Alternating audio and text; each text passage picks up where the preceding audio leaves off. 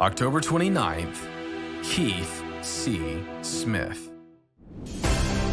Welcome to 365 Christian Men, where every day we aim to inspire and encourage with real-life stories about men. Single moms and fatherless sons live with a gaping hole. Stand by them. This is a burden that drove Keith's passion and shaped his life. Single moms and fatherless sons live with a gaping hole, so stand by them. 23-year-old Keith Smith tapped on the driver's side window of his sister Sandy's car. He was shivering since the temperatures at night dropped quickly in Cortez, Colorado. His sister rolled down her window, tears streaked her face, and it was too dark to see who was in the car with her. Keith told Sandy their mom had sent him to say Sandy needed to get home. After Sandy got home, she slipped into the house and went straight to her bedroom. Feeling concerned for her, Keith knocked on her door. Sandy let him in and explained that she had just told her boyfriend that she was pregnant. Filled with compassion in that moment, Keith pulled Sandy in for a hug, held her while she cried, and he promised to help her tell their parents. When Sandy told her parents, her mother was angry, but her father looked at her and said, "Sandy, I know what it was like to not be loved and to not be wanted. I am not going to do that to you. You are my daughter, and I'm going to stand by my daughter and this baby." In that moment, Keith cried, and he told Sandy that he would stand with her too. Sandy's baby was born in July. That fall, Keith started law school at Arizona State University. The next spring, Sandy and her little man needed housing. Keith and his new wife invited them to share their apartment. Having a child there was a big adjustment. Sometimes it was hard to study for Keith and he got frustrated. But the little man brought so much joy. He laughed and ran around the coffee table dancing to his favorite song, and he cuddled with them when they watched movies. Keith loved Sandy's little man. Sandy took classes in the evenings, so Keith stepped in to help with the baby. He would often take the 2-year-old for a walk. During one of their walks, his nephew looked up and asked, "Are you my daddy?" Keith didn't know how to respond at first. Trying to find the right words, he looked down and said, "No, little man, I'm your uncle. Your mother is my sister. Do you understand that?" His nephew quietly looked down and nodded.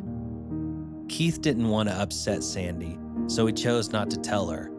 But he worried about her son, and he worried if the subject would come up again. Months had passed. Keith's nephew was almost 3 when he again asked, "Are you my daddy?" Keith explained once more that he was his uncle, not his dad, but he loved him very much. About a month later, Keith was on bedtime duty, and as he tucked his nephew into bed, he looked at Keith with sad eyes and asked, "Uncle Keith, where's my daddy?" Keith didn't want to tell the boy that his father had never contacted them. He said, "I don't know, little man. Maybe he hasn't shown up yet, but God will send him along soon." The boy flashed a big smile and fell asleep. Keith wondered if he had just lied to his nephew or if his words had been inspired somehow. 2 years passed. Sandy fell in love with a good man named Ryan, and soon there was a wedding. Keith was a groomsman in the wedding, and he stood with his sister during the ceremony. When Ryan said his vows, he spoke to Sandy, then he turned to Sandy's son. Ryan vowed to love him as his own and be a father to him.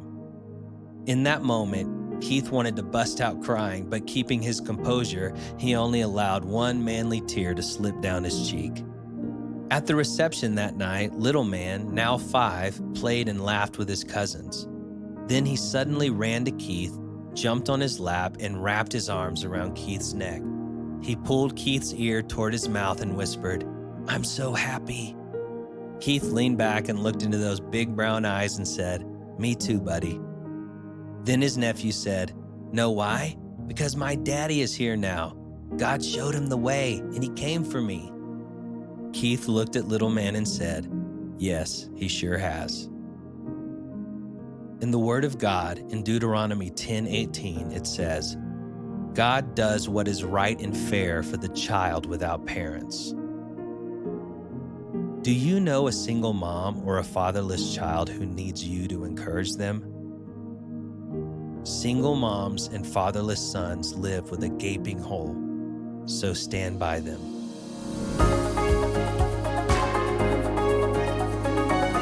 Hello, my name is Garen Sproul with the Human ROI, and today we are talking about Keith Smith and his willingness to step up and step in when he was called. Now, you may look at a video like this and think, well, who do I know who's a single parent, or who do I know whose father hasn't shown up in my life that I can reach out to? Can I share with you a perspective? There are many people amongst us right now who are walking around rudderless. What do I mean by that? They are seeking something, but they just don't know what it is. They're looking for that connection to their father, but they just don't know what's missing. But they just know that there's a gaping hole. And for someone like you who have experienced Christ, or someone like you who have gone through something that they've gone through, you may be that one connection that introduces them to Christ, to their Father. They're all around us. Do you see them? When you think about who you are, where you've come from, the challenges that you've experienced, do you see them? And are you courageous enough, like Keith Smith was, to step in even when they're making a lot of noise, even when they're laughing and they're disrupting you from your normal course of life? Are you willing to step in and connect them to the experience, which is their father? One of my clients, I remember him sitting in my office. There was a coaching call that we were doing, and he looked at me and he says, I'm still trying to figure you out, Garen. I'm still trying to figure you out. And as tears ran down his face, he said to me, he says, no one has been willing to just sit with me and just hear me out, just listen to me. I don't ask for help. For all the years that I've been in business, I don't ask for help and I don't want handouts. But here you are, just sitting with me. He was jaded. The world had taken so much from him. To just have someone who would sit with him was a remarkable experience for him. Can you show Christ to someone in your world? Can you connect them to their father? They may be looking at you saying, trying to figure you out. There's something about you. And that could be God living through you that they're seeing. Like Keith Smith did, I encourage you and I challenge you to show Christ in the world, because you might be the father that they see.